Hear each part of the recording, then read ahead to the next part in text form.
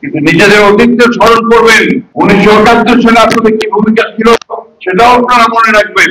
আমি কথাটা পরিষ্কার করে বলতে চাই, তাতে আপনার না বসলে আমার কিছু করার নাই। সেদিন আপনারা সেই মুক্তিযুদ্ধকে গোলমাল গুড়া খেতে বলেছেন, কিছু দুষ্কৃতিকারী একটা অভ্যুত্থানের কথা বলে যারা হত্যা করছিল তাদের সঙ্গে হাতে হাত মিলিয়ে আপনারা এই দেশের মানুষকে হত্যা করেছিলেন এবং আমাদের বহুগুলি জ্ঞানী ব্যক্তিকে তিনি হত্যা করে বদ্ধভূমিতে নিয়ে ফেলে দিয়েছেন। আমরা এগুলো বলি বন্ধুগণ, 1975 সালের পট পরিবর্তনের পরে, 7 নভেম্বরের পরে শহীদ প্রেসিডেন্ট জিয়াউর রহমান বাংলাদেশের সংস্কার শুরু করেছিলেন। প্রথমে রাষ্ট্র কাঠামো সরকার, একজনের শাসন ব্যবস্থা থেকে বহুদলীয় শাসন ব্যবস্থা, আপনার সংবাদ মাধ্যমের স্বাধীনতা, এই যে এতগুলো পত্র পত্রিকা, এতগুলো প্রকার, এত টেলিভিশন দেখছেন, তাদের অতীত কি আপনারা জানেন?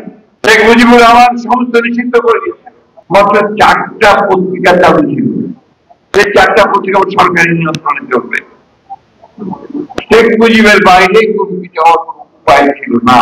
শেখ মুজিবের সেই ভয়াবহ যে 5 বছর দুঃশাসন, সেই দুঃশাসনের পরে জিয়াউর রহমানই আমাদের একটা নতুন একটা স্বপ্ন দেখিয়েছিলেন রাষ্ট্রের, তার কাজ তিনি শুরু করেছিলেন। সেদিন প্রেসিডেন্ট জিয়াউর রহমান বাংলাদেশের সংস্কার শুরু করেছিলেন, যেটা আমি আগেই বললাম যে একজনের শাসন ব্যবস্থা থেকে বহুদলীয় শাসন ব্যবস্থা, মাল্টি পার্টি সিস্টেম এবং সংবাদ মাধ্যমের স্বাধীনতা, বিচার বিভাগের স্বাধীনতা, এইটুকু তিনি প্রথম নিয়েছেন। তো তাই নয়, আজকে মেয়েদের যে অগ্রগতি, সেই অগ্রগতি সূচনা হয়েছিল। অর্থনৈতিক ক্ষেত্রে তিনি যে সূচনা করেছিলেন তা হচ্ছে গার্মেন্ট ফ্যাক্টরি, অর্থাৎ আপনার আমাদের পোশাক শিল্প রপ্তানি করে আয় করা। আমাদের শ্রমিক ভাইরা যারা বাইরে কাজ করছে, অর্থনীতি মার্কেট কাজের বাইরে পাঠিয়ে রেমিটেন্সের ব্যবস্থা করেছিলেন। এটাই বাংলাদেশের কিন্তু মূল জায়গা, তারপর ভিত্তি করে বাংলাদেশের অর্থনীতি দাঁড়িয়ে আছে, সেটাও করেছিলেন।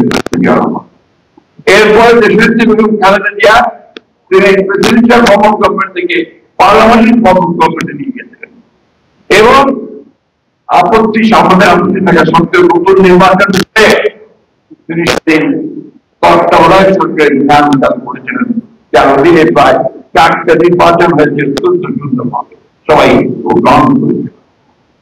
এই শেখ হাসিনা সেটাকে বাতিল করে মানুষের যে ভোট প্রয়োগের যে অধিকার সেটাকে খর্ব করে দিয়েছিল। এগুলো না বললে হয় না ভাই, কি বলতে হয়, সবাই ভুলে যাচ্ছে, সবাই ভুলে যাচ্ছে এখন। এবং এখন কোন একটা দল বলে যে বিএনপি নাকি নির্বাচন যাচ্ছে, আর বিএনপি তো নির্বাচনমুখী দল, প্রথম থেকে আমরা নির্বাচনের কথা বলছি। এই ছাত্র গণঅভ্যুত্থানের পরে আমরা সভা করে 4-5 দিনের মধ্যে সভা বলেছিলাম 3 মাসের মধ্যে আমরা নির্বাচন চাই। কেন বলেছিলাম? এই যে সনদ আমরা পাশ করেছি, আপনার মনে আছে, পার্লামেন্টের সামনে বৃষ্টি হচ্ছিল, ছাতা ধরে সই করেছি না?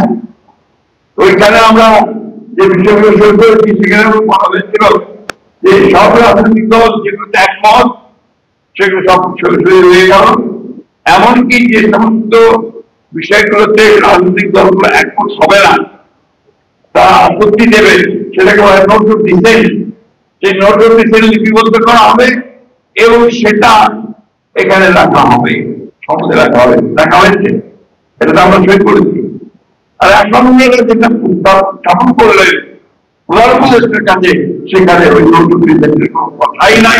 আমাদের এই কথা